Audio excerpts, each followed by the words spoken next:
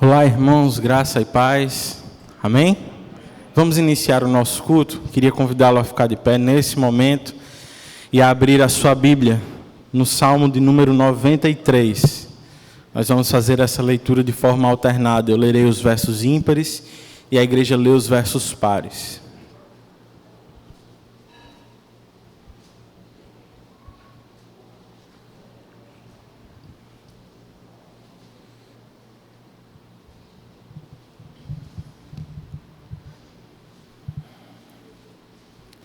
Leiamos. O Senhor reina, vestiu-se de majestade vestiu-se o Senhor, e armou-se de poder. O mundo está firme e não se abalará. Teu trono está firme desde a antiguidade, tu existes desde a eternidade. As águas se levantaram, Senhor, as águas levantaram a voz, as águas levantaram seu bramido. Mais poderoso que o som das águas impetuosas, mais poderoso que as ondas do mar, é o Senhor nas alturas. Leiamos juntos. Os teus mandamentos permanecem firmes e fiéis. A santidade, Senhor, é o ornamento perpétuo da tua casa. Oremos. Deus, nós queremos te louvar, porque tu és o Deus que existe desde a eternidade. Nós somos apenas criaturas tuas, teus filhos por causa de Cristo Jesus. E é por isso que nesse momento nós temos o privilégio de te adorar em comunidade. Ajuda-nos, Senhor, a fazer isso de forma agradável, que possamos glorificar o teu santo nome e te adorar em espírito e em verdade. Nós te pedimos por tudo isso em nome de Jesus. Amém. Louvemos ao nosso Deus. Grandes são as tuas obras, Senhor Todo-Poderoso. Justos e verdadeiros são os teus caminhos. Grandes são as tuas obras, Senhor Todo-Poderoso. Justos e verdadeiros são os teus caminhos.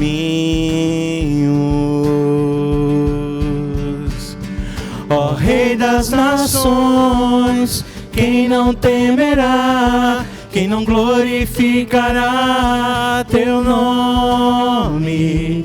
Ó Rei das nações, quem não te louvará? Pois só teu nome é santo. Ó Rei das nações, quem não temerá? Quem não glorificará teu nome?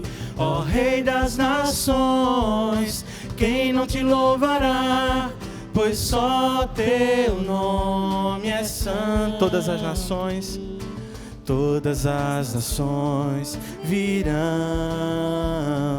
e adorarão diante de ti, pois os teus atos de justiça se fizeram manifestos. Todas as nações virão e adorarão diante de ti, pois os teus atos de justiça se fizeram manifestos.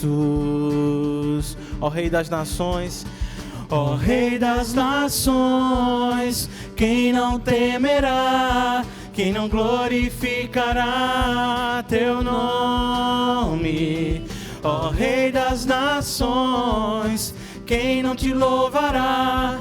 Pois só teu nome é santo. Só as vozes cantam, ó Rei das nações. Ó Rei das nações, quem não temerá? Quem não glorificará teu nome?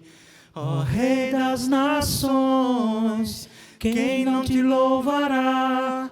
Pois só teu nome é és santo.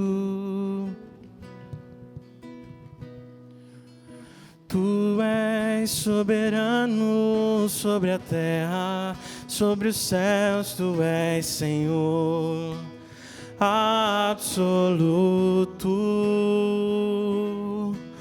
Tudo que existe e acontece, tu sabes muito bem. Tu és tremendo, tu és soberano. Tu és soberano sobre a terra, sobre os céus, tu és Senhor absoluto. Tudo que existe e acontece, tu sabes muito bem. Tu és tremendo. E apesar dessa glória que tens, tu te importas comigo também. E esse amor tão grande eleva-me, amarra-me a ti. Tu és tremendo.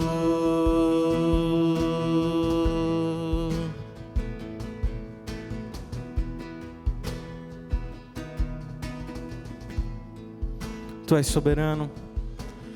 Tu és soberano sobre a terra, sobre os céus, tu és Senhor absoluto. Tudo que existe e acontece, tu sabes muito bem. Tu és tremendo. E apesar dessa glória que tens, tu te importas comigo também. E esse amor tão grande eleva-me, amarra-me a ti. Tu és tremendo. E apesar dessa glória que tens, tu te importas comigo também. E esse amor tão grande eleva-me, amarra-me a ti.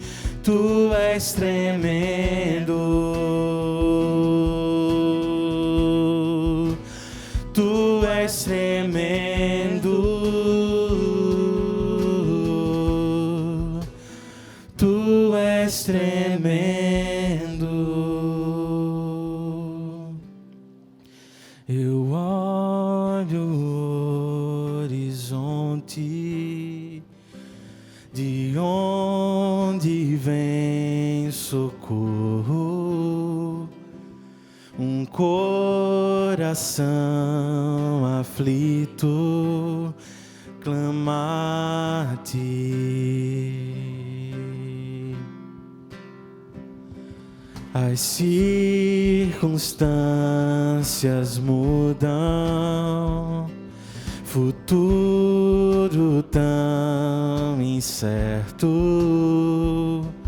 As guerras me invadem e o sono tarda a chegar. Tu és o Criador, em Cristo nosso Pai. De ti nosso socorro vem.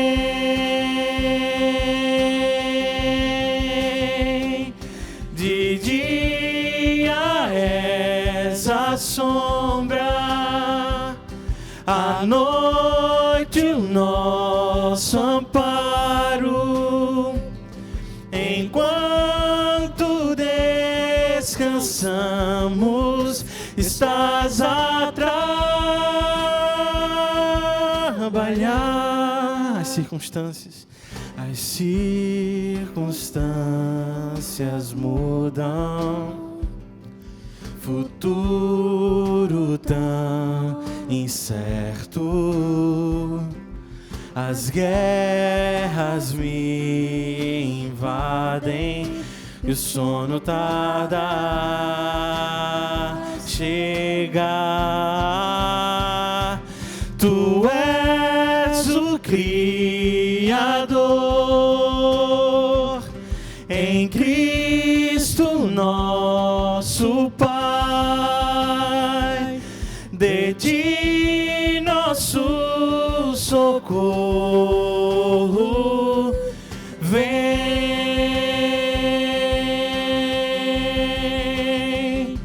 De dia és a sombra, à noite o nosso amparo. Enquanto descansamos, estás a trabalhar.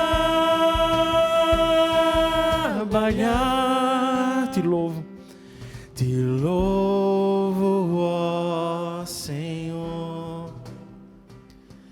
Descanso em teus braços, como os lírios, espero em ti. Te louvo, ó Senhor, descanso em teus braços, como os lírios, espero em ti. Que esse seja o nosso desejo, descansar no Senhor. Te louvo, ó Senhor, descanso em teus braços, como os lírios, espero em ti. Tu és o Criador, em Cristo nosso Pai, de ti nosso socorro vem.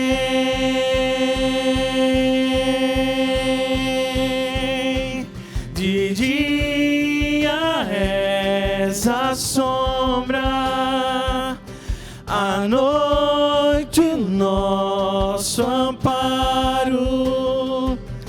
Enquanto descansamos, estás a trabalhar.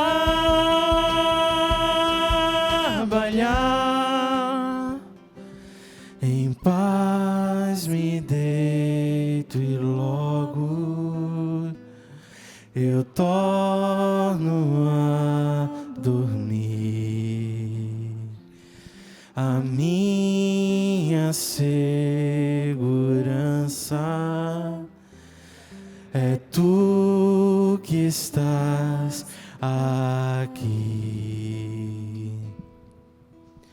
Senhor meu Deus, quando eu maravilhado os grandes feitos vejo de tua mão, estrelas, mundos e trovões rolando, a proclamar teu nome na amplidão. Cantemos. Canta minha alma então a ti, Senhor. Grandioso és tu, grandioso és tu. Canta minha alma então a ti, Senhor. Grandioso és tu, grandioso és tu.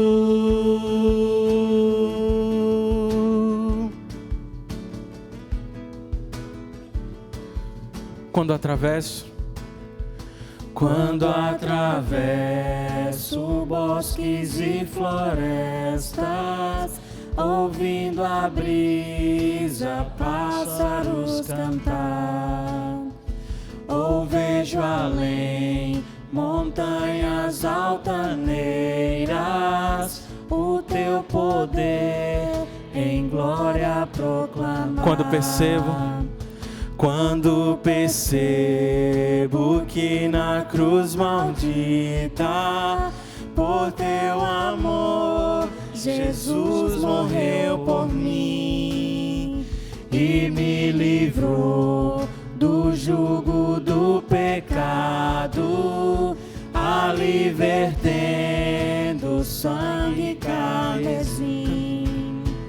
Canta minha alma então a ti, Senhor. Grandioso és tu, grandioso és tu. Canta minha alma então a ti, Senhor. Grandioso és tu, grandioso és tu.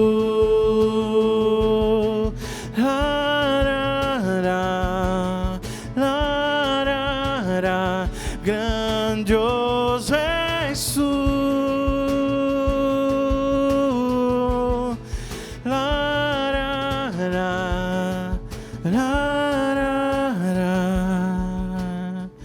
Quando afinal em resplendor e glória Jesus abrir as portas da mansão, eu hei de estar de joelhos entre os santos, na mais humilde e vera adoração, e então cantar eternamente ali.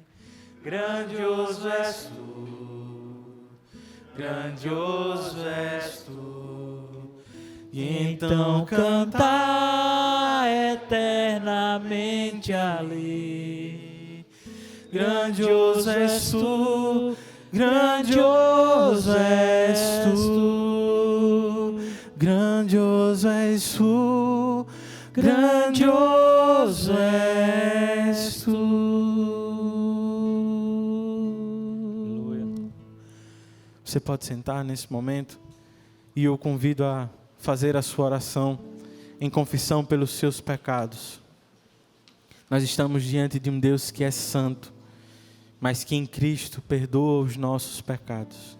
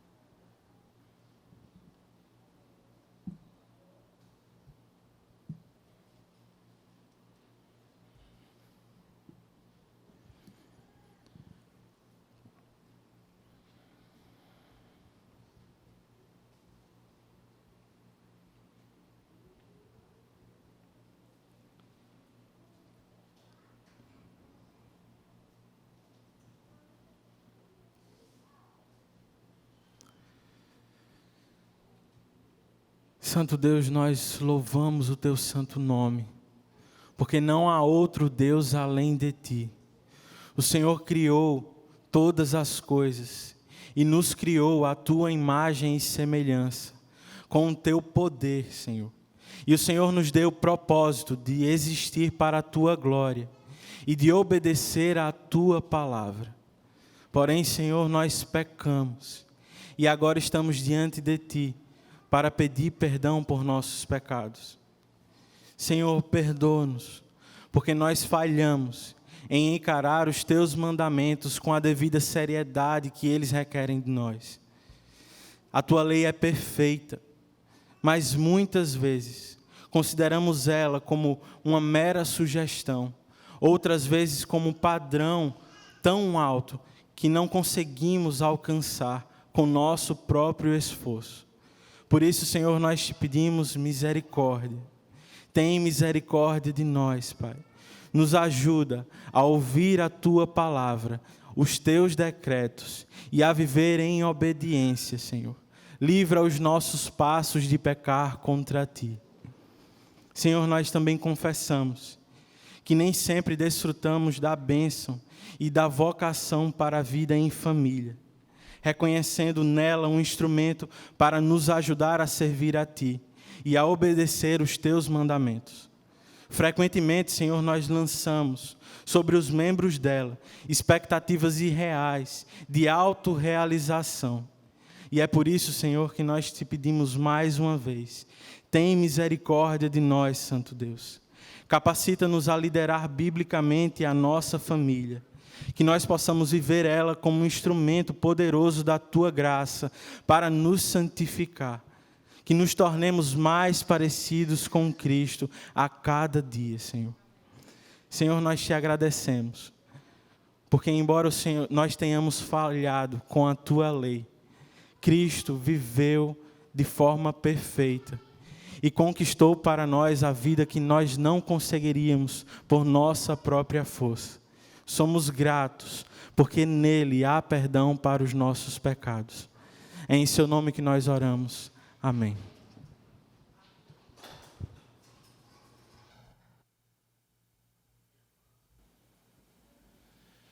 Queridos irmãos, graça e paz. Que bom que estamos reunidos neste dia que se chama pelo nome do nosso Deus, para louvá-lo em comunidade e em família de fé, para buscá-lo através das orações, ouvir sua voz através de sua palavra e devolver a Ele os nossos louvores através das nossas músicas. Eu quero rapidamente, irmãos, chamar a atenção de vocês para o nosso boletim, destacando um único aviso. E enquanto eu vou fazendo esse aviso, nosso irmão Lucas já pode se aproximar também para fazer o aviso dele. No nosso boletim nós temos um aviso sobre o cadastramento dos membros. Nós temos por volta, Tiago me corrija, umas 300 pessoas cadastradas. Nós temos por volta de 300 pessoas cadastradas. Muitas destas não concluíram o cadastro. Fizeram o mínimo ali para reservar a presença no culto, mas não completaram todos os dados necessários. É importante que tenhamos todo o cadastro, irmãos, ou o cadastro completo, a fim de perceber onde estão os nossos membros, distribuí-los no pastoreio do Conselho da Igreja, por exemplo. Se você não concluiu o seu cadastro, faça-o durante a semana. E lembre-se daqueles que são membros e nem sequer tentaram se cadastrar ou tiveram dificuldade. Ajude esses irmãos. Nós temos quase 500 membros, então nos faltam aí 200 membros no cadastro da igreja ou no cadastro do aplicativo. Temos o rol completo, mas não temos o aplicativo completo. Então faça esse esforço, termine lá o seu cadastro, ajude aquelas pessoas que ainda não se cadastraram, vai nos ajudar bastante ao longo deste ano, certo? Nosso irmão Lucas tem um aviso para dar sobre a comissão financeira e logo depois nós vamos orar por toda a nossa igreja. Bom dia, meus irmãos. Irmãos, nessa quarta-feira, dia 3 de fevereiro, nós realizamos a Assembleia. E na Assembleia nós expusemos o relatório financeiro do ano e traçamos como meta de arrecadação para este ano de 2021, 62.500. Aumentamos o nosso alvo. E uma outra notícia importante. Alguns irmãos podem ter percebido que nós não estávamos apregoando ali naquele corredor o relatório financeiro, porque de fato ele estava interditado, quando não estava tendo as salinhas de crianças. Mas agora que voltamos com as atividades das crianças e o caminho agora está liberado, nós vamos manter o nosso costume de colocar o relatório para que os irmãos possam ter acesso às informações. E uma outra notícia importante, motivo de gratidão a Deus, é a renovação da parceria que a nossa igreja tinha com o Ministério Atos 29, que nos ajudou muito em 2020 e, graças a Deus, vai continuar contribuindo com os nossos missionários e com esta igreja. Então, que você possa estar orando por isso, sendo fiel e generoso nas suas contribuições e que Deus possa continuar nos abençoando. Amém?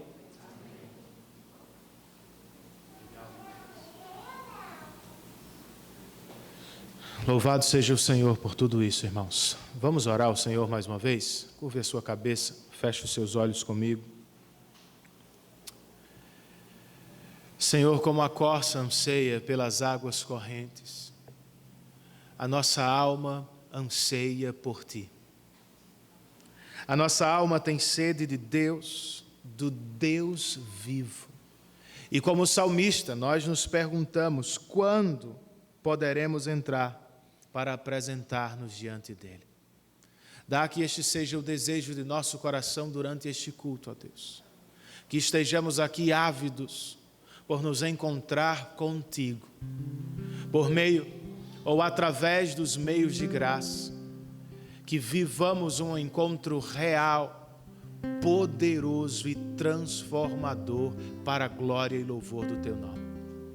Como igreja, nós queremos Te render graças pelo que acabamos de ouvir. Nosso irmão Lucas nos relatou as Tuas bênçãos, Senhor. Por graça temos alcançado as metas dos meses. Por graça, irmãos estrangeiros renovaram parcerias conosco. Por graça, Senhor, estamos caminhando com todos os compromissos honrados. Muito obrigado. Ainda em oração, nós queremos Te pedir por aqueles irmãos nossos que se encontram enfermos, por nossos familiares, por nossos amigos que enfrentam dificuldades de saúde. É o caso do pai do nosso irmão Rafael Caldas, o pastor Ronaldo do Betel. Ele entrou no hospital, saiu do hospital e durante a última semana voltou, Senhor, em estado grave. Tenha misericórdia de Teu servo. Guarde a mente e o coração dele e dos seus, e que em tudo o Senhor seja glorificado. Oramos ainda por nossos idosos. A maior parte deles ainda não voltou a cultuar conosco. Apenas alguns, Senhor. Então nós Te rogamos, guarde-os, proteja-os, ajude-os, ó Deus, neste tempo de isolamento. E dá que em breve, com a vacina, eles estejam outra vez no culto público. E agora que vamos ofertar, Senhor, dá que o façamos em espírito de culto, com alegria e gratidão no coração. É no nome de Jesus que nós oramos. Amém. Vamos ofertar, irmãos, e dizimar enquanto ouvimos mais uma canção?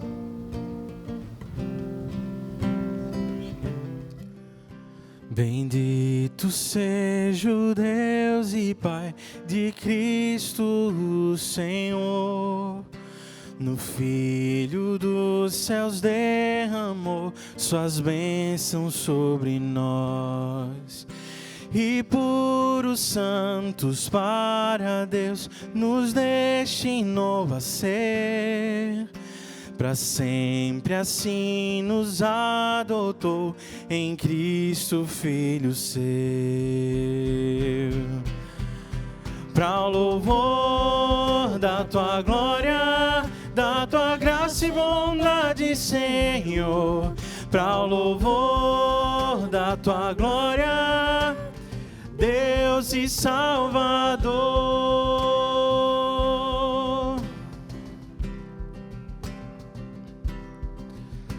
Bendito seja o Deus e Pai, que em Cristo a graça traz. No Filho nos purificou, sua morte nos remiu. E nele nos fez conhecer qual era o seu querer, que que Cristo fosse o eterno Rei, para os planos seus cumprir. Para o louvor da tua glória, da tua graça e bondade, Senhor. Para o louvor da tua glória, Deus e Salvador. Para o louvor da tua glória, da tua graça e bondade, Senhor. Para o louvor da tua glória, Deus e Salvador.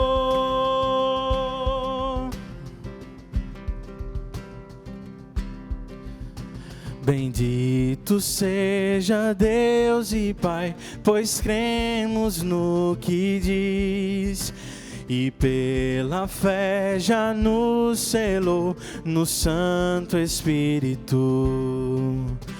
Aquele que esperança traz até a redenção, até louvarmos lá nos céus ao Trino e Uno Deus. Para o louvor da tua glória, da tua graça e bondade, Senhor. Para o louvor da tua glória, louvemos ao Senhor para o louvor da tua glória, da tua graça e bondade, Senhor. Para o louvor da tua glória, Deus e Salvador.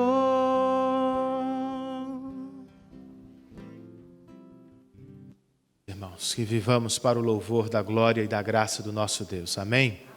Nossas crianças vão seguir agora para o espaço reservado para elas e os nossos irmãos estarão aqui à porta, por favor.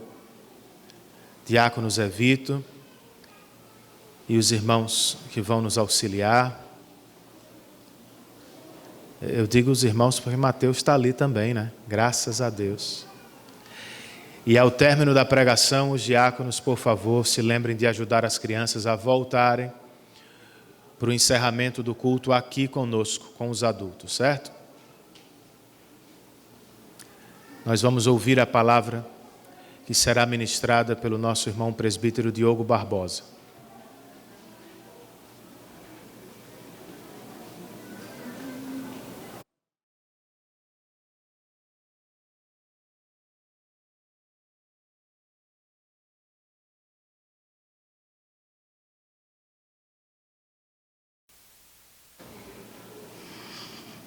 Quero cumprimentar essa igreja tão querida, com a graça e a paz do nosso Senhor.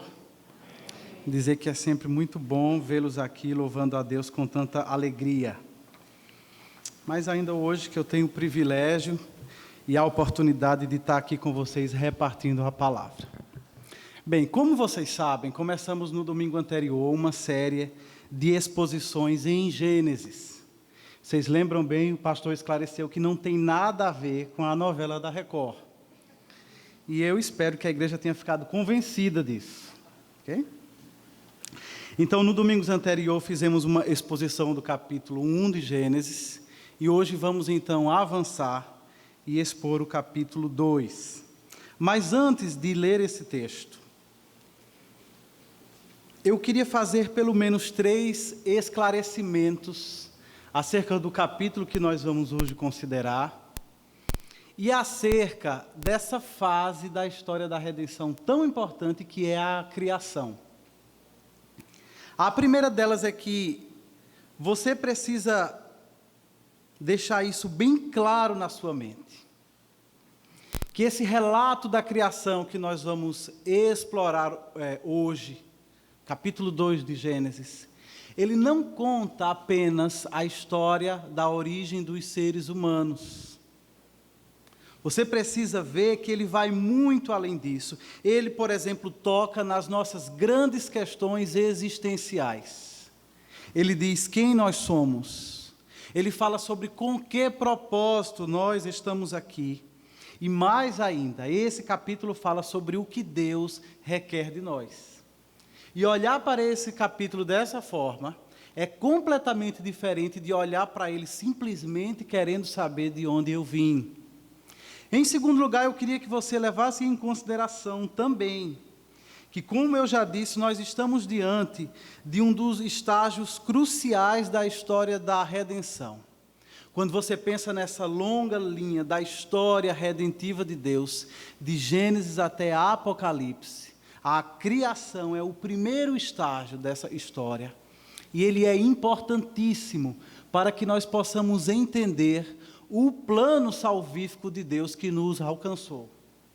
Se, por exemplo, você não entende a criação, você tampouco vai conseguir entender o próximo estágio, que é a queda. Se você não consegue entender tudo quanto Deus nos ofereceu na criação, você jamais será capaz de entender o quanto nós perdemos na queda. Portanto, é muito importante que você entenda bem esse estágio da história da redenção, a fim de que você possa compreender a história da redenção como um todo. E, por fim, eu queria que você, enquanto nós falamos sobre esse texto, mantivesse bem vivo na sua mente que a doutrina da criação é um pilar da fé cristã. E um pilar daquele sem o qual todo edifício desmoronaria. Retire da fé cristã essa crença num Deus todo-poderoso, que do nada, simplesmente pela sua palavra falada, criou todas as coisas e trouxe à existência inclusive o que não existia. E não vai ficar nada na nossa fé cristã, senão uma coletânea de registros de experiências religiosas, com propósito moralista e terapêutico. E é muito disso que a gente vê por aí em círculos liberais. Então, nós vamos mergulhar no texto. Você abra comigo a sua Bíblia em Gênesis capítulo 2. Nós hoje vamos começar do versículo 4, porque a mensagem anterior foi até Gênesis 2, versículo 3. E para iniciar a mensagem, eu queria ler apenas o versículo 4, mas ao longo da mensagem nós vamos prosseguir lendo esse capítulo e vamos ler até o versículo 25. Gênesis 2, versículo 4, que diz assim: Esta é a história das origens dos céus e da terra, no tempo em que foram criados. Feche os seus olhos, vamos orar ao Senhor. Ó Pai querido, a Tua palavra já nos ensinou, e pela experiência nós também já confirmamos, que na Tua presença há delícias perpétuas. Ó Deus, é tão bom, é tão precioso estar aqui junto dos outros irmãos, buscando a Tua face e desfrutando desse momento de encontro contigo. E uma das maiores delícias que há no meio disso tudo é poder ouvir a Tua voz, poder ouvir o Teu Espírito Santo falando conosco através das Escrituras. E por isso, ó Deus, eu te peço que nesse momento o Teu Espírito possa nos assistir, a fim de que nós possamos ouvir claramente a Tua voz. Pedimos também que o Teu Espírito Santo incline o nosso coração para receber a Tua mensagem com fé e com arrependimento. Que nesse momento o Senhor nos faça completamente atentos à voz e à direção do Teu Espírito. É o que nós te pedimos em nome de Jesus. Amém. Irmãos, se vocês observaram bem, o versículo 4, ele pode, numa primeira leitura, soar um pouco estranho. Às vezes ele pode dar a entender que vai começar a se contar a história da criação do mundo, como se ela já não tivesse sido contada antes, no capítulo 1. Quando nós lemos, esta é a história das origens do céu e da terra, no tempo em que foram criados, dois pontos. Você pergunta, mas eu já não li essa história no capítulo 1? Não já foi contada a história das origens do céu e da terra? O que será que está acontecendo aqui? E, inclusive, por causa desses versículos, há uma porção de teorias malucas acerca de qual seria essa diferença de uma primeira criação para uma segunda criação. Da mesma forma como também acontece no capítulo 1, entre o versículo 1 e o versículo 2.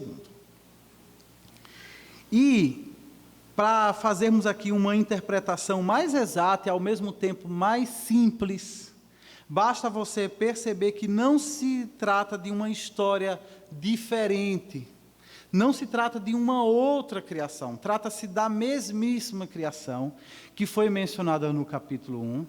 A única diferença é que, desta vez, o autor sagrado está colocando como que um zoom na história da criação do homem, a fim de que nós possamos perceber melhor alguns dos seus detalhes que não foram mencionados no capítulo 1. Se você lembra bem, no capítulo 1, tratou-se da criação do universo inteiro. Falou-se como em 6 dias Deus, pela sua palavra, criou céus e terra, criou luz, criou a porção seca, criou os oceanos e também criou seres vivos para habitar terra, céus e mar. Mas não se deu muitos detalhes acerca da criação do homem, e esses detalhes vêm agora no capítulo 2. Então não se trata de uma outra criação, mas da recapitulação da mesma história da criação que a gente viu no capítulo 1, dessa vez agora focando no homem, na origem do primeiro casal. E aí a gente pode ler a seguir o versículo que diz: quando o Senhor Deus fez a terra e os céus, versículo 5, ainda não tinha brotado nenhum arbusto no campo, e nenhuma planta havia germinado, porque o Senhor Deus ainda não tinha feito chover sobre a terra, e também não havia homem para cultivar o solo. Todavia brotava a água da terra e irrigava toda a superfície do solo. Então o Senhor Deus formou o homem do pó da terra e soprou em suas narinas o fôlego da vida, e o homem se tornou um ser vivente. Em um versículo apenas, depois de descrever algumas características daquele mundo primevo, nós temos aqui a declaração de como Deus criou o homem. Versículo 7 nos diz de uma forma sucinta que Deus formou o homem do pó da terra. E não apenas isso, mas que Deus também soprou em suas narinas o fôlego da vida. E como resultado disso, o homem tornou-se um ser vivente. O que me chama mais atenção nesse versículo 7 é esse paradoxo muito claro que está aí acerca do homem. Por um lado, fala-se muito claramente que Deus criou esse homem de um modo todo especial, diferente dos outros elementos da criação que vieram a existir somente pela declaração da palavra criativa de Deus. O homem, ele é formado, o homem, ele é moldado pelas mãos de Deus. Como se Deus fosse ali um artesão, esculpindo com as suas próprias mãos o homem. E isso por si só seria uma nítida evidência de como nós somos especiais para Deus. E de como Deus colocou o homem de uma forma destacada na sua criação. Não apenas isso, o versículo diz que Deus também soprou na narina do homem o fôlego da vida. E dessa forma o homem tornou-se um ser vivente de uma forma diferente dos outros seres vivos, que vieram à vida simplesmente porque Deus falou, e a vida deles, juntamente com os seus corpos, vieram à existência. Mas no caso do homem não, tanto o seu corpo foi formado de uma forma especial, como também a sua vida veio à tona pelo sopro de Deus sobre ele. E se você lembrar bem, o capítulo 1 também dá outra evidência de como a criação do homem realmente aponta para a coroa da criação, quando nós lemos no capítulo 1, na semana anterior, que o homem foi feito à imagem e semelhança de Deus. O homem foi feito à imagem e semelhança de Deus para ser o seu representante na terra. Os teólogos gostam de dizer que Deus constituiu o homem como vice-regente sobre a terra. Se nós fôssemos usar um termo cotidiano, talvez nós usássemos o termo gerente. Deus é o dono da criação e constituiu o homem como gerente, alguém que governa sobre a criação debaixo da sua autoridade. O outro lado do paradoxo é que, apesar do homem ter sido feito assim, com tanta honra, com tanto cuidado especial da parte de Deus, por outro lado, o versículo deixa muito claro que o homem foi feito do pó da terra. E aí nós vemos claramente que aquilo que há de especial no homem refere-se à forma como ele foi formado por Deus e da forma como ele ganhou vida pelo sopro de Deus. Mas em sua essência, o homem não passa de pó. E nós precisamos então levar isso em consideração, que toda a grandeza que pode ser vista em mim e em você aponta unicamente para aquelas coisas que nós recebemos do Criador. Se cada um de nós for então considerado na sua essência, nós precisaremos considerar que nós não passamos de pó. Em nós mesmos, intrinsecamente, nós não somos nada. E aí a gente então chega no versículo 8. E esse versículo vai começar a falar mais para a gente do lugar onde Deus inseriu esse homem que ele tinha acabado de criar. E diz assim o versículo 8: Ora, o Senhor Deus tinha plantado um jardim no Éden, para os lados do leste, e ali colocou o homem que formara. Então o Senhor Deus fez nascer do solo todo tipo de árvores, agradáveis aos olhos e boa para alimento. E no meio do jardim estava a árvore da vida e a árvore do conhecimento do bem e do mal.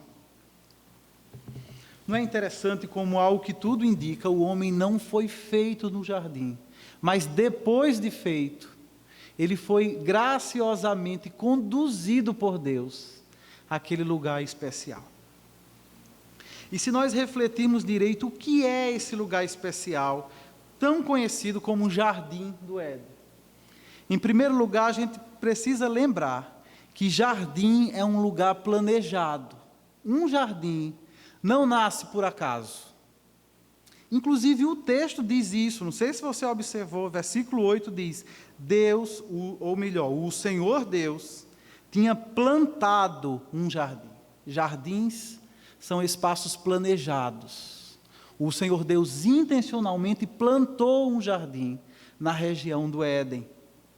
Além disso, o jardim é um lugar, costuma ser um lugar fechado. O jardim costuma ser um lugar protegido contra agentes externos, para que ele mantenha toda a sua exuberância. E ao longo desse texto nós vamos ver isso também, como esse jardim foi feito por Deus, planejado por Deus, para ser um lugar protegido. Esse jardim tinha limites bem definidos. Além disso, a gente viu nesse texto, versículo 9, que não era um mero jardim, mas era um jardim pomar.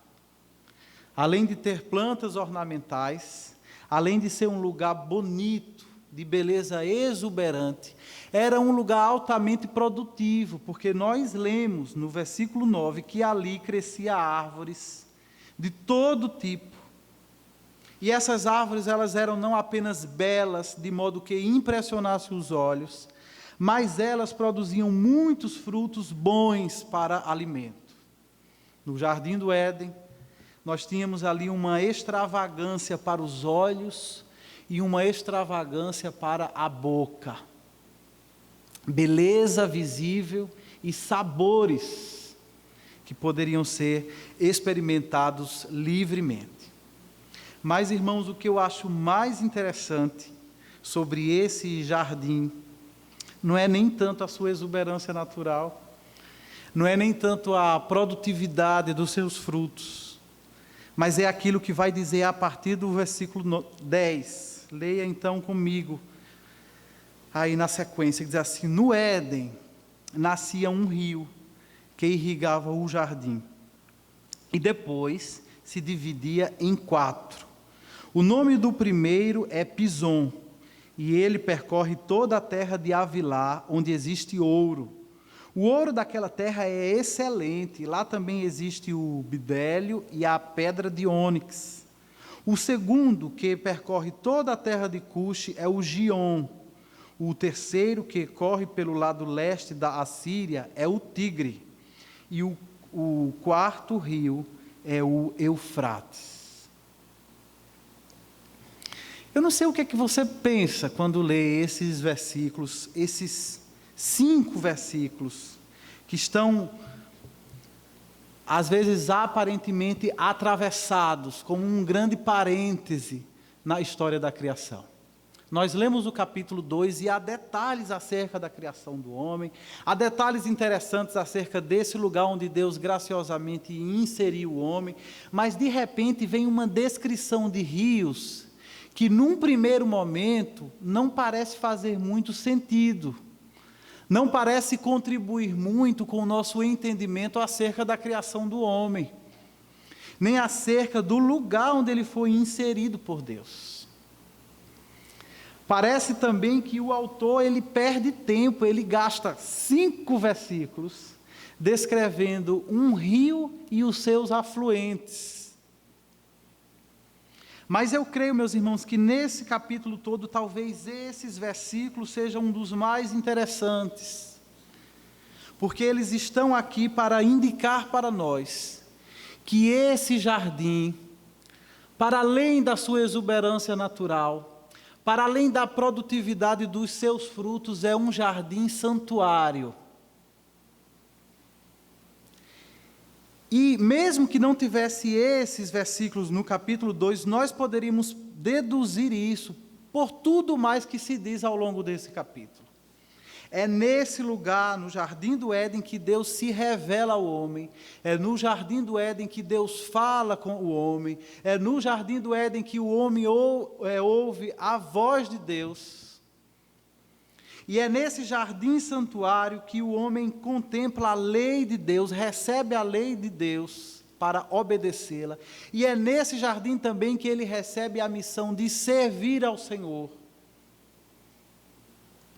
Mas esses 5 versículos ainda acrescentam um detalhe interessante acerca desse rio.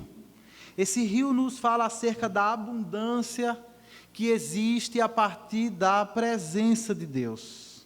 O texto diz no versículo 10, nós lemos: no Éden nascia um rio que irrigava o jardim e depois se dividia em 4. E aí quando nós chegamos no versículo 15, ele diz: o Senhor Deus colocou o homem no jardim do Éden para cuidar dele e cultivá-lo. O que há de tão especial então nesses 5 versículos acerca desse rio? Você só vai conseguir entender o valor desses 5 versículos pensando sobre eles do ponto de vista de uma teologia bíblica. Esses 5 versículos lançam a semente de um ensino bíblico que percorre a Bíblia inteira, de Gênesis a Apocalipse, literalmente. Nós vamos ver esse rio em Gênesis e vamos ver esse rio novamente em Apocalipse, e ao longo da Bíblia ele vai aparecer várias vezes. E esse rio fala da abundância de vida que existe na presença de Deus. E é a partir dele que você pode entender por que é que existia tanta vida no Jardim do Éden. Por que é que existia tanta beleza? Por que é que existia tanto encantamento naquele lugar? Não era meramente pelas suas belezas naturais, mas era principalmente pela abundância da presença de Deus que estava ali naquele lugar. Às vezes nós lemos um texto como esse e nós somos levados a nos fixar demais nas belezas naturais do Éden. E achamos que a grande coisa do Éden, a grande riqueza do Éden, a grande dádiva do Éden era a sua natureza, e não é. Isso aí era decorrência, isso aí era consequência da presença abundante de Deus ali no jardim.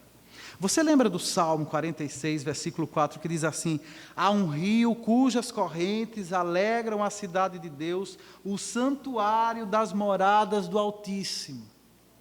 Que rio é esse, meu irmão, cujas correntes alegram a cidade de Deus? Talvez você pense, deve ser algum rio que corta a cidade de Jerusalém, já que é em Jerusalém, acima do Monte Sião, que ficava o templo, o santuário das moradas do Altíssimo. Se você for pesquisar um pouquinho da geografia de Jerusalém, você vai descobrir que aquela importante cidade não era cortada por nenhum rio. Uma região extremamente árida.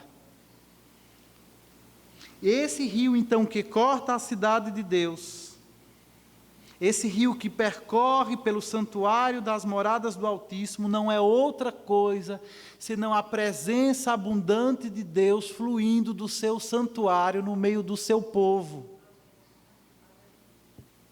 E é dessa forma que nós precisamos entender o Éden. O Éden era um jardim santuário, o Éden era um lugar feito para que o homem pudesse desfrutar, sobretudo, da presença gloriosa de Deus. Quando você avança na Bíblia, você vai chegar nos livros proféticos. E você chega num livro maravilhoso, o livro do profeta Ezequiel. Ele abre o livro no capítulo 1 dizendo que quando Ezequiel estava no exílio babilônico, estava no cativeiro, junto ao rio Quebar, o Senhor Deus abriu diante dele os céus, e ele teve visões de Deus. E o livro do profeta Ezequiel, então, vai ser uma coletânea de várias visões que esse profeta teve da parte de Deus. E eu não sei qual é a que você mais gosta, mas a que mais me impressiona é aquela que se encontra no capítulo 47. Ezequiel estava longe do templo, estava no cativeiro, na Babilônia, mas em visão, o Senhor leva-o ao templo, em Jerusalém, em visão. E o versículo 1 do capítulo 47 diz: o homem era um ser que acompanhava Ezequiel nas suas visões e que explicava para ele muito das coisas que ele via, da mesma forma que um homem fica ao lado de João lá no Apocalipse, como você conhece bem. E diz: o homem levou-me de volta à entrada do templo e vi água saindo de debaixo da soleira do templo e indo para o leste, pois o templo estava voltado para o oriente. Não é interessante isso? Você leu no texto comigo que o jardim do Éden também estava voltado para o leste. E agora, séculos depois, o profeta Ezequiel tem uma visão do templo. E está saindo água debaixo da soleira do templo. E ele repara no detalhe de que este templo também está virado para o leste. E depois ele diz, no versículo 7, que aquela água que saía debaixo da soleira começava a formar um rio caudaloso. Ele entra 500 metros dentro do rio e a água dá nos tornozelos. E ele vai avançando, e depois ele percebe que aquele era um rio que não poderia ser atravessado caminhando, precisava ser atravessado nadando. E aí quando chega no versículo 7, ele diz: quando ali cheguei, vi muitas árvores, perceba, muitas árvores em cada lado do rio. Por onde passar o rio, haverá todo tipo de animais e peixes, da mesma forma como era no Éden. Porque essa água flui para lá e saneia a água salgada do mar, de modo que onde o rio fluir, tudo viverá. Árvores frutíferas e toda espécie crescerão em ambas as margens do rio. Suas folhas não murcharão e os seus frutos não cairão. Todo mês produzirão, porque a água vinda do santuário chega até elas. E seus frutos servirão de comida e suas folhas servirão de remédio. Há uma semelhança tão grande entre aquilo que havia no Éden e aquilo que o profeta vê agora no templo, que você se pergunta se o que ele está vendo é mesmo o templo ou se é o Éden. E não é por acaso que tanto no tabernáculo do deserto, quanto no templo de Jerusalém, as estampas que havia dentro desses espaços eram de folhas e frutos. Lembram disso? Quando Deus dá a Moisés instruções para que ele erga um tabernáculo no deserto, as instruções são precisas, são detalhadas demais. E quando chega na parte de como deveria ser decorado o tabernáculo, são folhas de figueiras, são folhas de palmeiras e são frutos que decoram o tabernáculo internamente.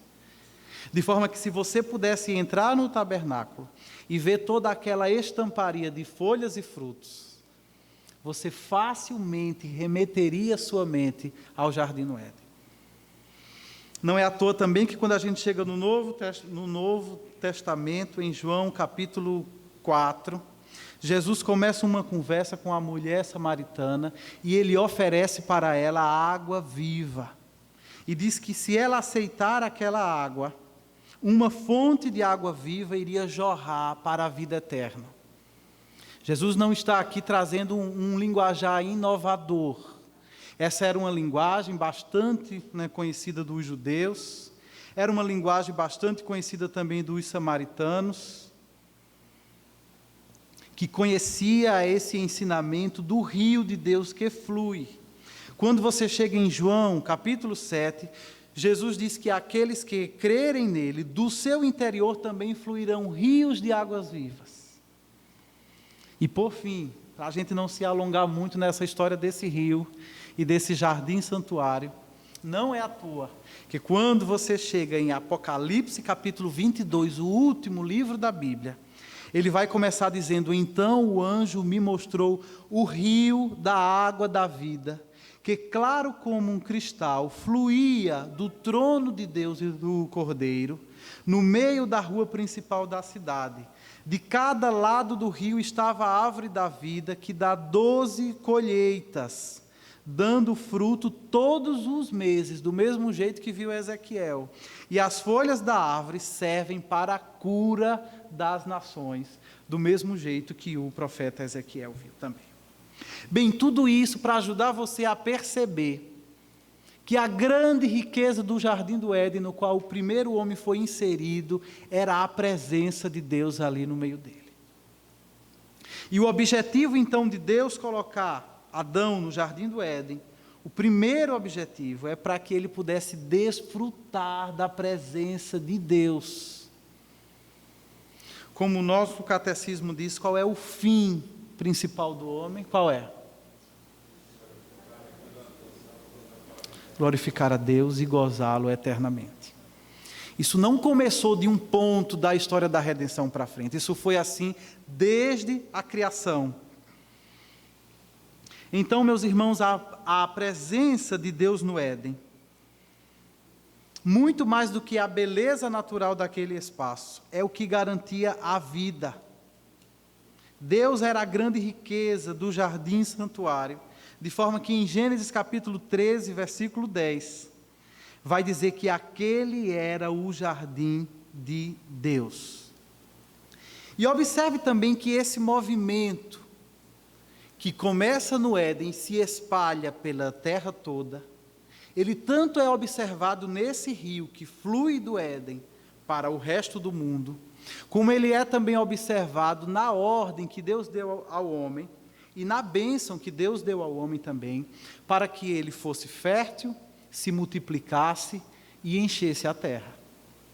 Então, o propósito de Deus é que a partir do Éden, a sua presença fluísse para o mundo todo, a partir do rio da vida, e a partir também dos representantes, dos descendentes de Adão, que como portadores da sua imagem e semelhança, pudessem levar a experiência da presença de Deus para os 4 cantos da terra.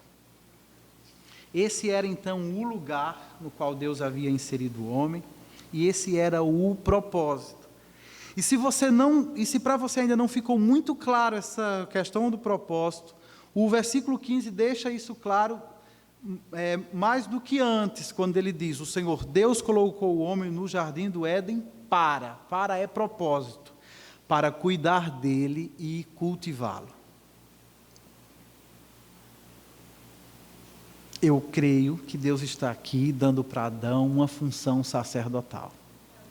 Se aquele jardim é um jardim santuário, e se Adão recebe de Deus a ordem para cultivar o jardim e para guardá-lo também, como dizem algumas traduções, Deus está confirmando Adão no jardim do Éden como um sacerdote.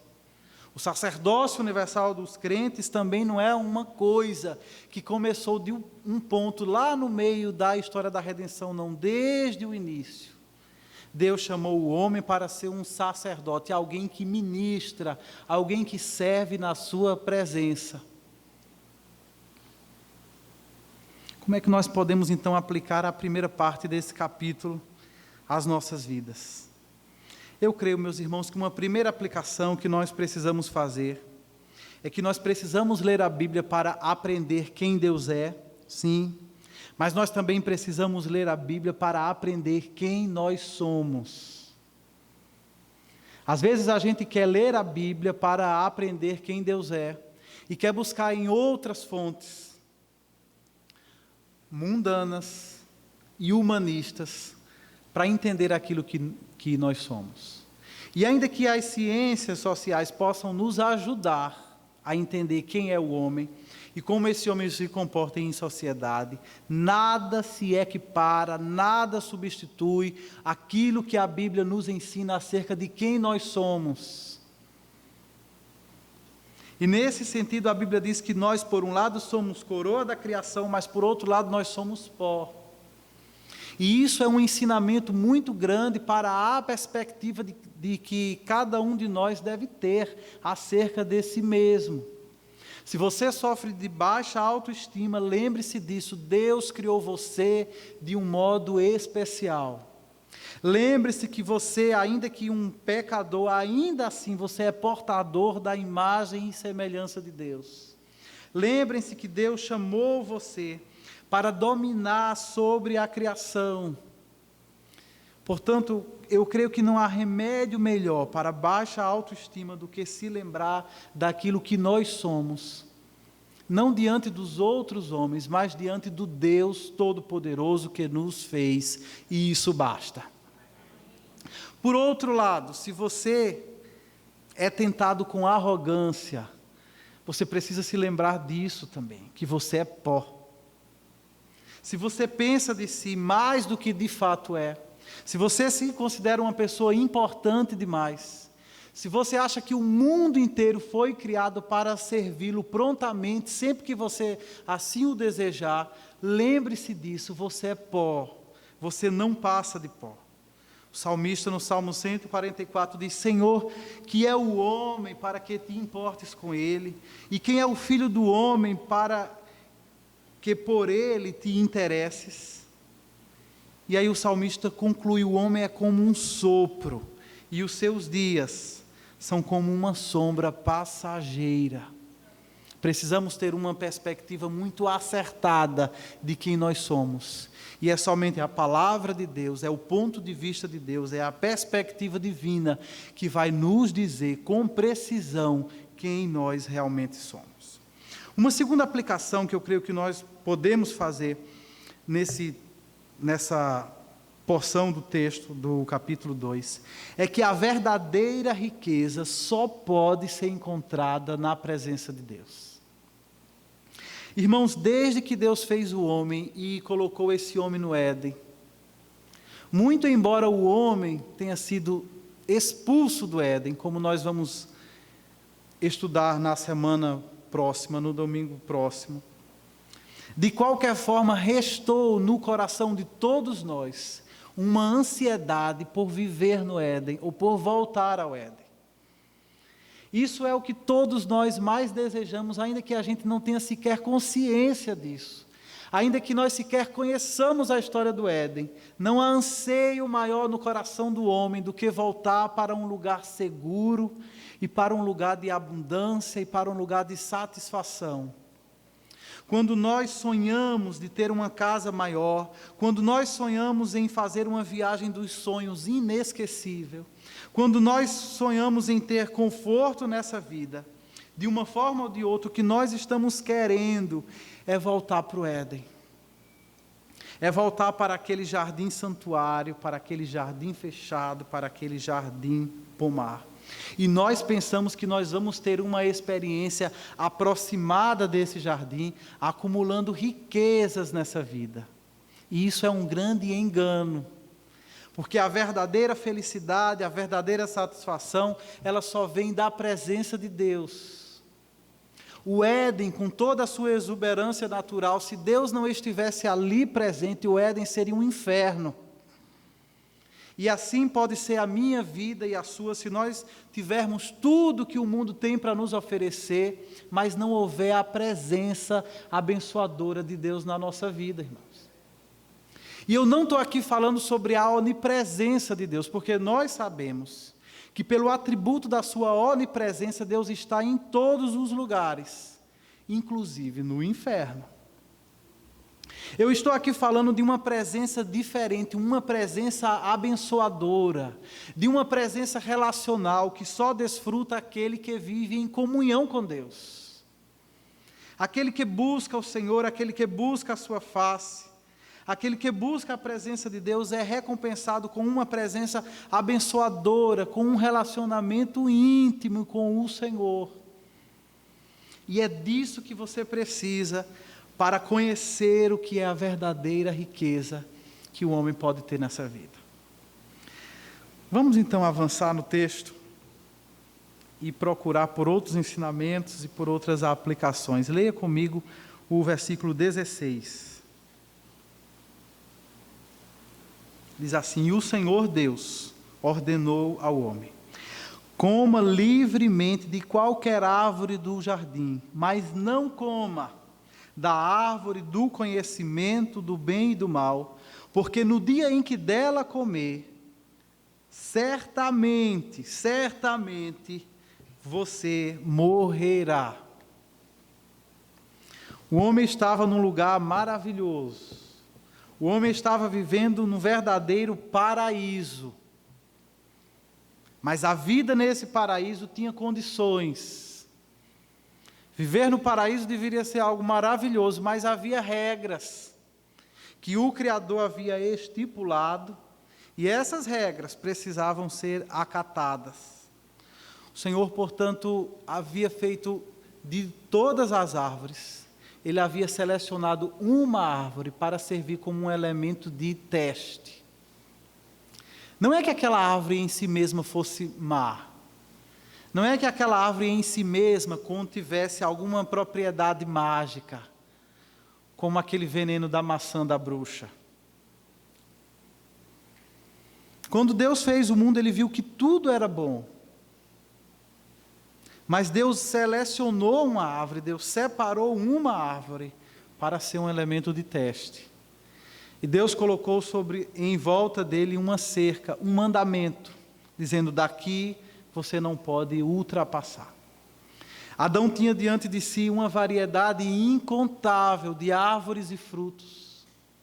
Ele não havia necessidade intrínseca de nada, ele já estava plenamente abastecido.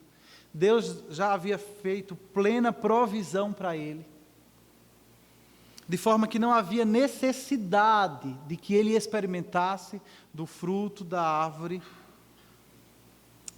do fruto da árvore da ciência do bem e do mal. Mas aquele era um elemento de teste. Se você pensar bem, esse não é o único mandamento que Adão tinha no Éden. Havia outros tantos mandamentos. Deus, por exemplo, tinha ordenado que ele se multiplicasse, que ele enchesse a terra. Deus também já havia ordenado para ele que ele cultivasse e guardasse o jardim. Também na criação, a gente viu no início do capítulo 2, semana passada, que Deus já tinha abençoado e santificado um dia entre 7. E, portanto, é óbvio que Adão já tinha, desde a criação, o mandamento de observar esse dia. E esse era um dos elementos mais importantes do mandato espiritual, das responsabilidades espirituais que Adão tinha diante de Deus. Mas agora o fruto da árvore da ciência do bem e do mal torna-se para ele um elemento de teste, uma forma palpável, uma forma visível, uma prova clara de que se ele se manteria em obediência a Deus ou se ele transgrediria a lei de Deus. E aí eu acho muito interessante observar aqui nesse texto, como na Bíblia inteira sempre houve e ainda há lei e graça. Lei e graça. Quando eu era mais jovem, eu costumava pensar que o Antigo Testamento era só lei, que ele tinha passado, e agora nós que estamos depois do Novo Testamento, nós temos só graça. E eu inclusive pensava que a graça de Deus, revelada em Jesus, ela estava em contraposição, ela estava em oposição à lei de Deus, tão claramente revelada no Antigo Testamento através do seu servo Moisés. E levou um tempo para eu entender que não pode ter uma bobagem maior do que essa no nosso entendimento bíblico. De que lei e graça sempre andaram de mãos dadas na Bíblia inteira, do início ao fim. Você está aqui no Éden, o homem ainda nem caiu da sua condição original. A graça de Deus já foi amplamente revelada para ele, na bondade de Deus, de toda a provisão que Deus colocou à sua disposição. Mas ao mesmo tempo não faltou a lei de Deus para regular a sua vida. Às vezes a gente costuma pensar que a lei de Deus é algo restritivo. Às vezes a gente costuma pensar que a lei de Deus funciona como um grande desmancha prazeres na nossa vida. E não é isso. O texto diz que Adão deveria obedecer à lei de Deus para que, a partir da sua obediência, ele pudesse desfrutar da vida. De forma que a lei de Deus, tanto no Éden quanto hoje, ela não é um instrumento para que Deus possa tolher a nossa vida, para que Deus possa tirar a graça de se viver, mas a lei de Deus é uma regra perfeita de vida. De forma que, se você quiser desfrutar de uma vida plena, o princípio bíblico sempre foi: obedeça ao mandamento de Deus. Obedeça à palavra de Deus. Faça a vontade de Deus e você vai desfrutar da vida. Agora, meus irmãos, avalie a importância dessa narrativa quando foi revelada por Deus a Moisés para ser entregue aos israelitas que estavam peregrinando no deserto. Eles iriam receber a lei de Deus como uma perfeita regra de vida, mas agora, através desse relato, eles saberiam também que Deus sempre tratou assim o seu povo, e que essa lei não visava dificultar a vida deles, mas visava levar a vida deles a um estágio melhor, a um estágio de bênção. E não apenas nós vimos aqui nesses 2 versículos um mandamento, mas nós vimos aqui também, para ser mais exato, a celebração de um pacto. A teologia chama de o pacto das obras. Então, o que é um pacto? O que é uma aliança? É um vínculo de amor, de iniciativa do próprio Deus, para, através dele, se vincular ao homem, se relacionar com o homem, ou oferecer ao homem um caminho de relacionamento e, dessa forma, abençoá-lo. Foi o que nós vimos aqui nesses 2 breves versículos. Embora a palavra pacto não esteja aqui, mas nele você tem todos os elementos Deus está materializando, Deus está formalizando o vínculo, o compromisso que Ele está oferecendo para Adão. Esse vínculo, esse pacto, ele é soberanamente administrado porque Deus não chamou Adão para negociar com ele as condições desse relacionamento. Deus chama Adão e simplesmente impõe a ele as estipulações do pacto.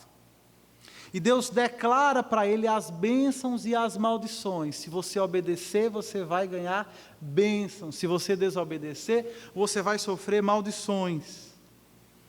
Todo pacto também ele é simbolizado por um sinal. Como o casamento tem um sinal físico, os pactos de Deus também são simbolizados. E nesse caso é a árvore da vida que aponta para a promessa de Deus. E além disso, os pactos divinamente administrados, eles são feitos através de um mediador. E o mediador do pacto das obras é Adão. Adão está ali, entrando em um pacto com Deus, não apenas em seu próprio nome, mas como representante de toda a raça humana. De forma que se Adão fosse aprovado no pacto, todos os seus descendentes seriam com eles aprovados e receberiam a vida. Mas se Adão falhar no pacto, toda a sua descendência será com ele condenado pelas estipulações e pelas maldições do pacto das obras. Eu creio, meus irmãos, que nós podemos aplicar esse versículo entendendo esse aspecto pactual do jardim. Entendendo justamente que esse aspecto pactual no jardim, ele nos ensina o quanto nós estamos perdidos e o quanto todos nós precisamos de um Salvador. Porque, embora essa história tenha se passado há muito tempo, o pacto das obras ainda vigora sobre cada um de nós, como se Deus tivesse celebrado ele hoje mesmo. Todos nós, descendentes de Adão, nascemos condenados, porque em Adão nós fomos reprovados no pacto das obras. O pacto das obras, ele oferecia vida, mas ele exigia uma obediência perfeita. E Adão, o nosso primeiro mediador, o nosso representante, falhou, como nós veremos claramente no capítulo 3. E por causa disso, todos nós estamos condenados.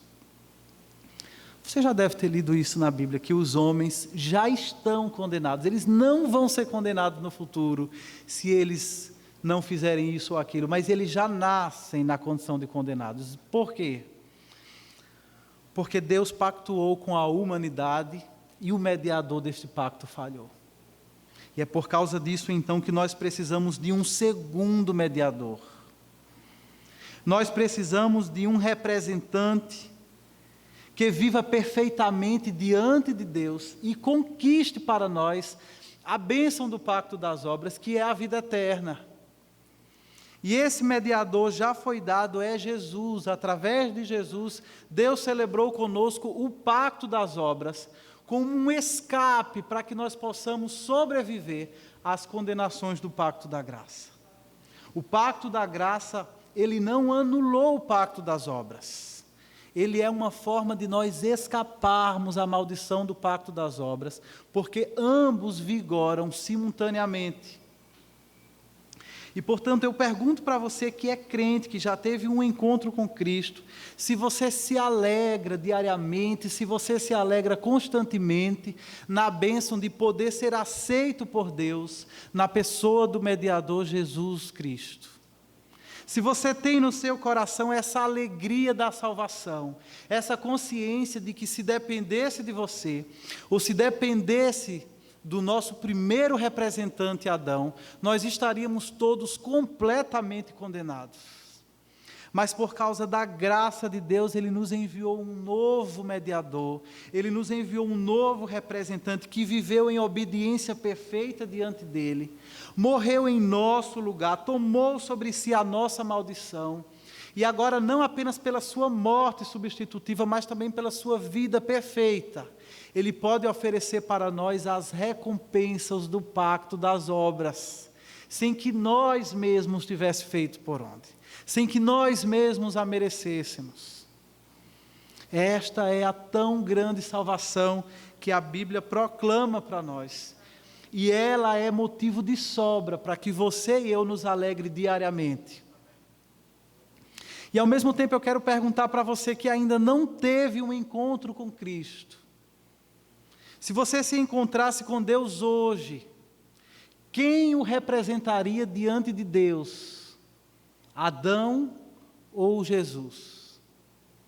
Se você não teve um encontro com Cristo, se você ainda não nasceu de novo, você é considerado por Deus representado por Adão.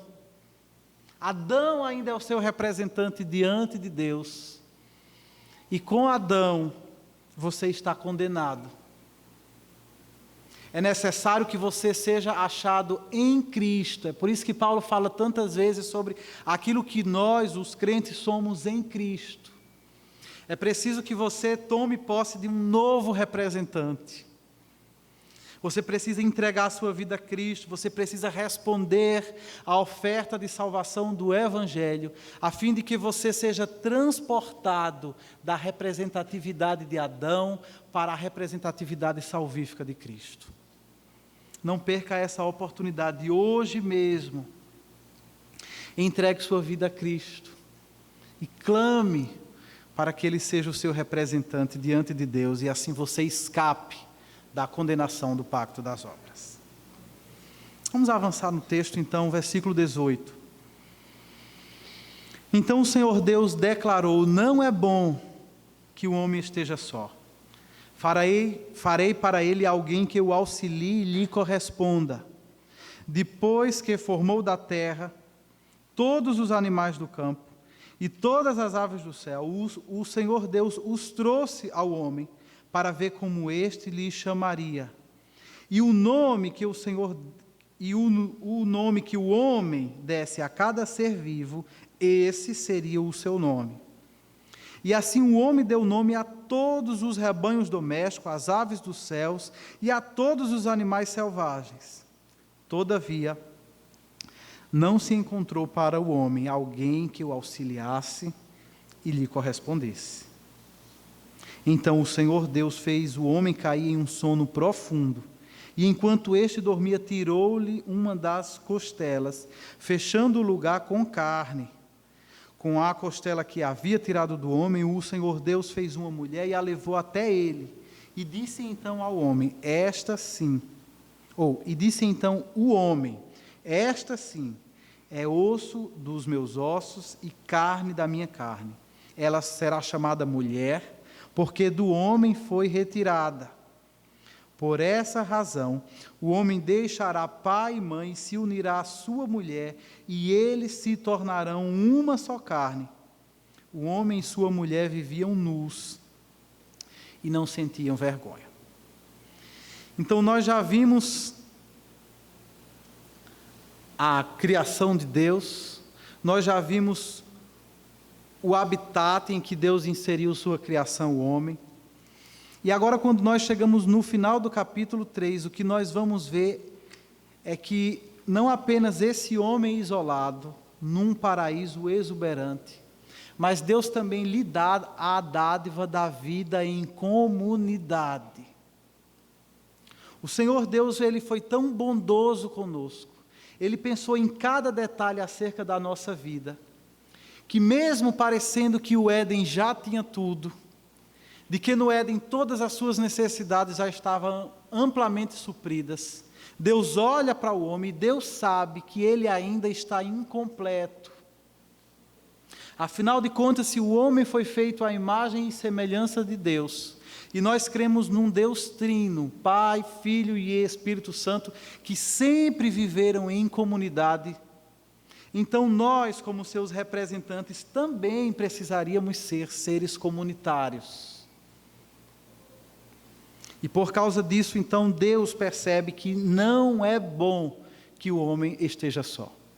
E essa frase, não é bom, ela contrasta com tantas frases, tantas afirmações de que Deus criava e dizia, e viu Deus que é bom. Criava aquilo outro e Deus via que era bom também. Deus atestava sempre as obras da criação com a qualificação, é bom. Mas aí vem o primeiro não é bom, é Deus que diz, não é bom que o homem esteja só, e por isso Deus lhe dá uma auxiliadora que lhe corresponda.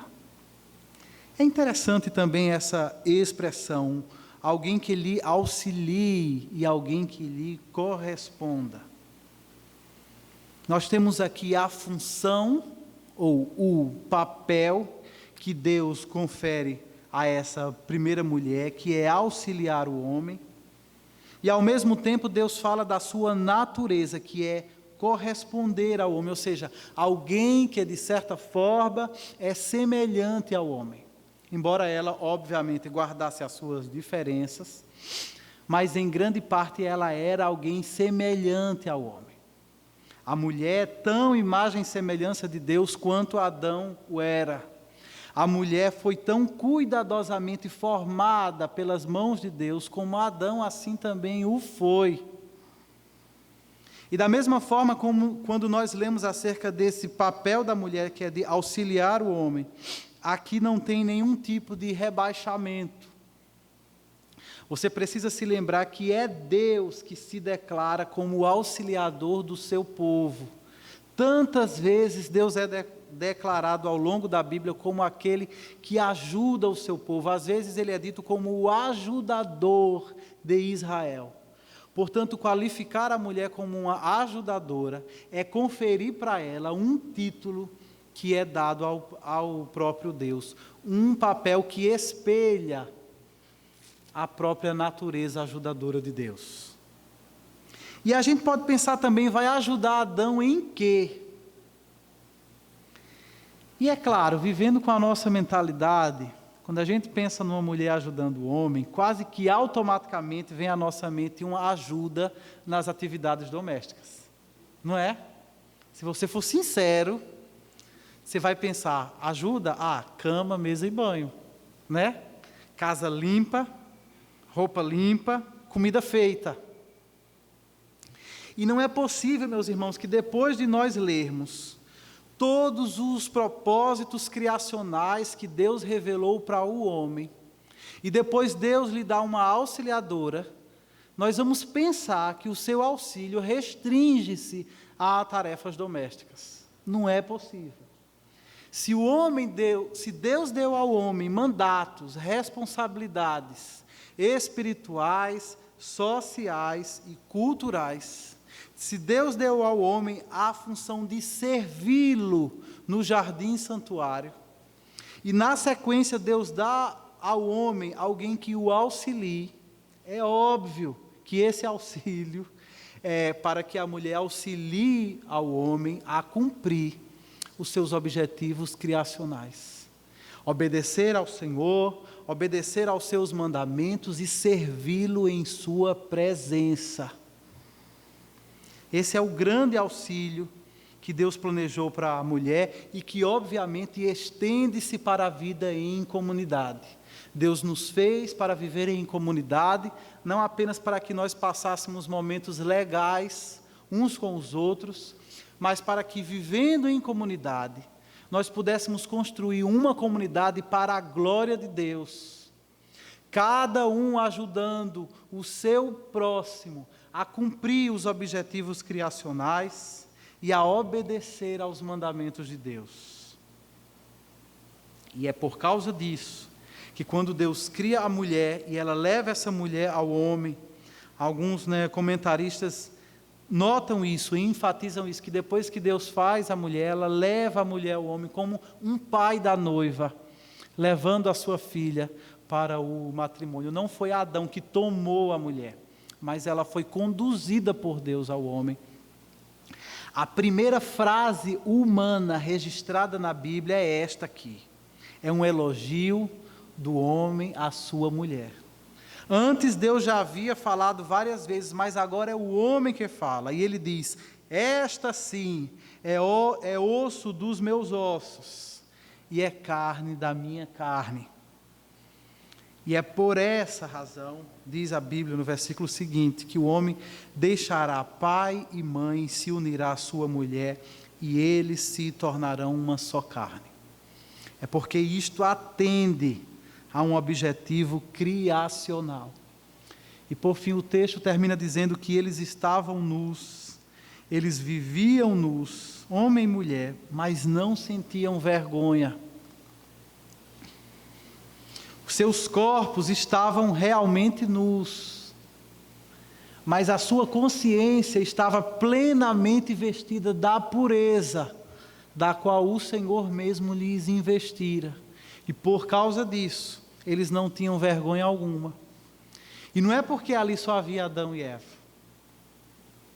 Mesmo que eles se multiplicassem, mesmo que houvesse uma comunidade maior formada, enquanto eles vivessem em obediência diante de Deus, as suas consciências estariam limpas. Ainda que os seus corpos, como eu disse, estivessem nus, o seu coração, a sua mente, os seus olhos estariam plenamente revestidos da pureza que o Senhor mesmo conferiu a eles. Eu creio que a história da criação, ela nos ensina que nós fomos feitos para a vida em comunidade. Nenhum de nós foi feito para viver isolado. Nenhum de nós foi feito para viver eternamente desfrutando de privacidade. Isso é mundano, isso é carnal, isso é doentio. Todos nós fomos feitos para vivermos uns com os outros. Todos nós fomos feitos para desfrutarmos da companhia e daquilo que se pode aprender uns com os outros. Nenhum homem é uma ilha, ninguém se basta, todos nós precisamos uns dos outros. E a história da criação nos mostra isso muito bem. Mesmo estando num paraíso, com toda a provisão, com toda a abundância, inclusive com a abundância da presença de Deus, Deus constatou e asseverou que não era bom que o homem estivesse só. Nós, de fato, irmãos, precisamos uns dos outros. O nosso desafio de viver relacionamentos é que nós não estamos ainda no estágio da criação. Nós já avançamos nessa história um pouco, e agora nós estamos no pós-queda. E no estágio da queda, agora portadores de uma natureza pecaminosa, os relacionamentos que antes eram uma bênção se tornam para nós um desafio gigantesco. Agora, por causa da nossa própria natureza pecaminosa, o irmão que foi me dado para ser uma bênção, ele pode ser para mim um estorvo. E eu posso facilmente me desentender com ele, a ponto daquilo que a gente viu no capítulo seguinte, o que a gente vai ver no capítulo seguinte, de quando um irmão mata o outro, porque não aguenta viver junto dele. Mas nós precisamos lembrar que nós já avançamos também no pós-queda, e nós já estamos desfrutando das bênçãos do estágio da redenção. E em Jesus Cristo, queridos, há redenção não apenas para a nossa alma, mas em Jesus existe redenção para os nossos relacionamentos feridos.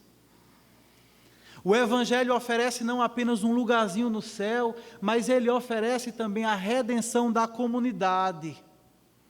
É na igreja que judeus e gentios podem cultuar juntos.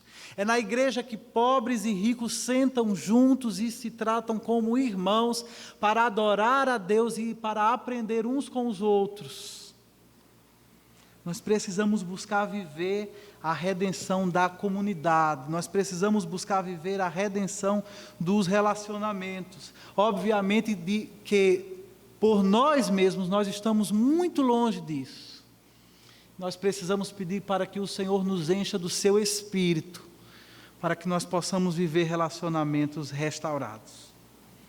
Por fim, a história da criação nos ensina que nós vivemos num mundo paternal. Eu não sei se você tem essa consciência. Nós vivemos num mundo paternal. Recentemente eu li um livro muito bom, Experimentando Mais de Deus. E uma das maiores lições que eu levei daquele livro foi essa: nós fomos criados para viver no mundo paternal. Um mundo onde cada detalhe foi cuidadosamente pensado por Deus para o nosso bem, para o nosso deleite, para uma vida satisfatória. Ainda que nós estejamos vivendo agora não no mundo criado, mas no mundo caído, ainda assim, por toda a parte, há muitas evidências de que nós ainda vivemos no mundo paternal. Ainda que manchado pela queda, há muita bênção de Deus, há muita evidência da bondade de Deus materializada aí à nossa volta. Nós precisamos abrir os nossos olhos para perceber isso, que nós vivemos num mundo paternal. Falando sobre esse livro, o autor dele dizia: como é possível que nós ouçamos uma música boa e imediatamente a nossa mente vai lá no seu compositor. Se a gente conhece o compositor, a mente procura outras boas composições dele, e nós nos alegramos nisso, nós nos deleitamos nisso. Da mesma forma, quando nós olhamos para uma obra de arte, a gente pensa: poxa, que grande artista que fez isso. Mas ao mesmo tempo e de forma contraditória, nós olhamos para toda essa beleza à nossa volta que foi feita por Deus, e muitas vezes nós não somos capazes de elevar a nossa mente para o Criador. E o mundo inteiro agora à nossa volta quer nos convencer de que tudo isso, toda essa beleza desse mundo paternal, veio a existir por acaso, como resultado de forças impessoais e aleatórias. Não é possível que nós possamos nos render a uma forma de raciocínio tão imbecil como essa. Se uma música nos remete ao Criador, se uma obra de arte passageira, efêmera, nos remete ao Criador, como esse esplendor de beleza que existe no mundo à nossa volta não nos daria a certeza de que ele foi feito pelas mãos de um Deus bondoso e poderoso? Que o Senhor Deus então abra os nossos olhos para que nós possamos perceber e para que diariamente nós possamos desfrutar de uma vida que pode ser vivida e que pode ser desfrutada num mundo paternal. Que o Senhor nos abençoe e que o Senhor aplique a sua mensagem ao nosso coração. Amém?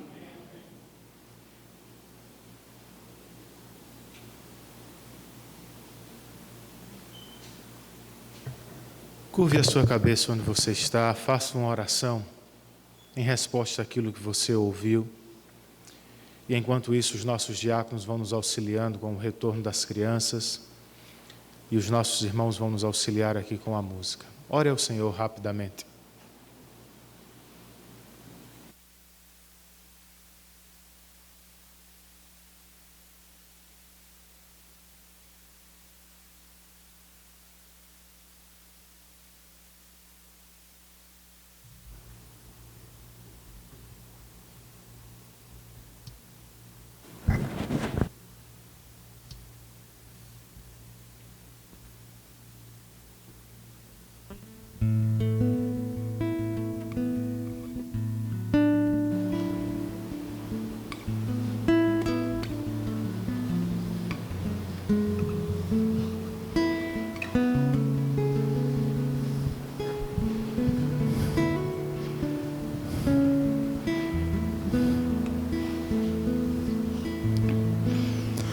Senhor meu Deus, quando eu maravilhado os grandes feitos vejo de tua mão, estrelas, mundos e trovões rolando a proclamar teu nome na amplidão. Fiquemos de pé. Canta minha alma então a ti, Senhor. Grandioso és tu, grandioso és tu. Canta minha alma então a ti, Senhor. Grandioso és tu, grandioso és tu.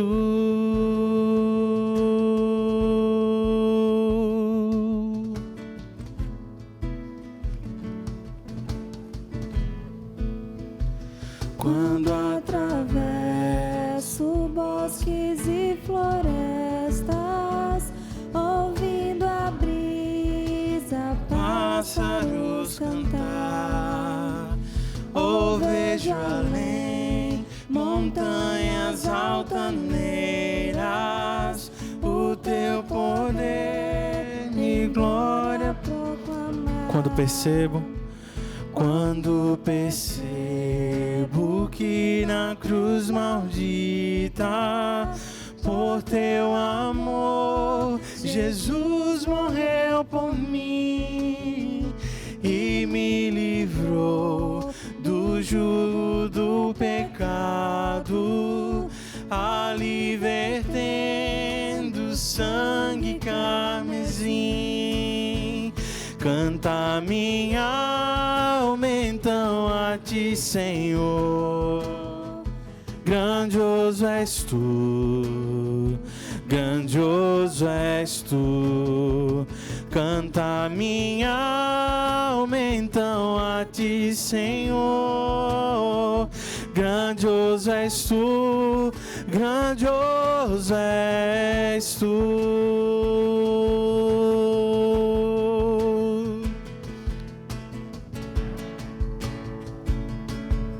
Quando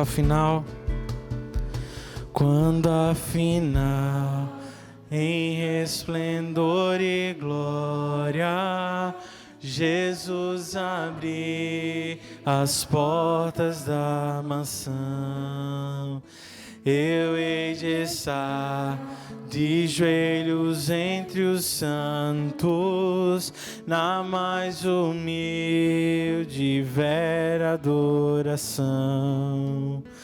E então cantar eternamente ali. Grandioso és tu,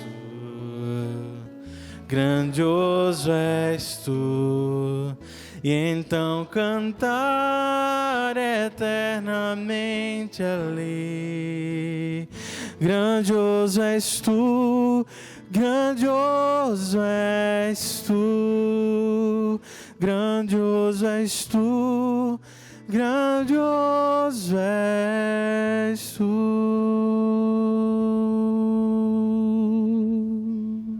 Senhor, este deve ser o anseio de nossas almas, nos encontrarmos entre os santos em Tua glória e declarando para todos sempre que Tu és grandioso. Até lá, Senhor, queremos fazê-lo aqui, queremos viver para a Tua glória, em família, no trabalho e em comunidade de fé.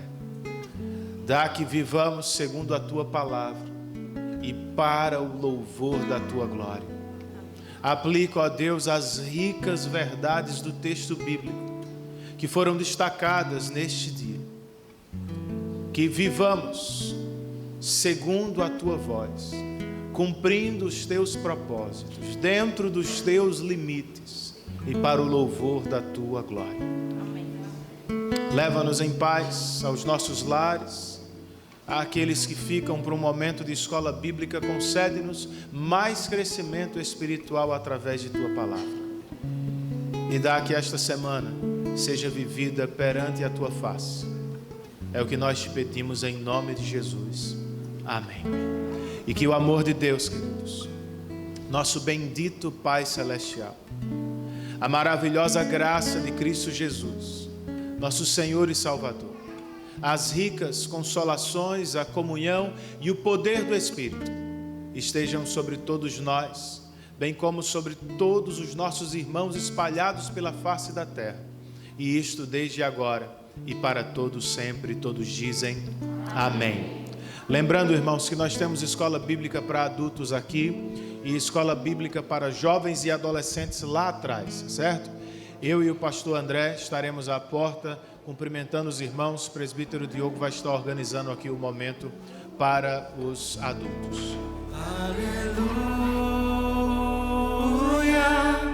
tudo é Jesus pra mim. Aleluia.